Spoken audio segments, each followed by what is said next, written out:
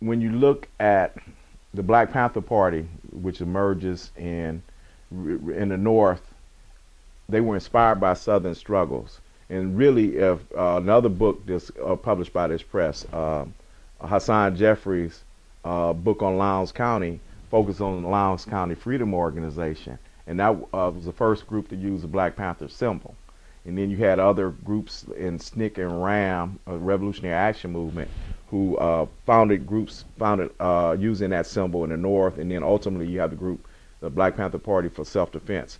But they look a lot at the tradition of struggle. They, as you say, they're a precursor to that activity in the South, that happened in the North. In the South is where you have this tradition, long tradition of blacks using self-defense, going, I say, in a very dynamic and collective way in the 1950s. But you have other examples that are more individual that we cover in the book that happened prior to that.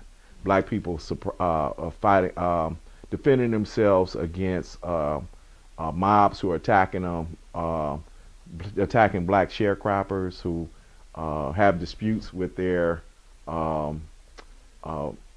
plantation owners, and there's a dispute, and because a black man just wanted to challenge that the feeling that had been cheated, then you have a lynch mob coming to attack him and his family, and so they oftentimes had to defend themselves on an individual basis. But that individual resistance becomes collective resistance in the 1950s, and when you have more black people willing to protect their communities so they can have political activity. In the 1950s, you have the development of a group called the Regional Council of Negro Leadership, which in the Mississippi Delta, and I should point out, that's where my father is born, in the same county, Bolivar County.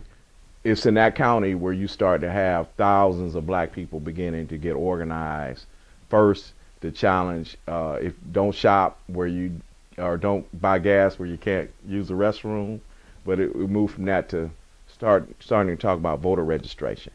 And it provided the basis for the Student Nonviolent Coordinating Committee and other groups to come later on.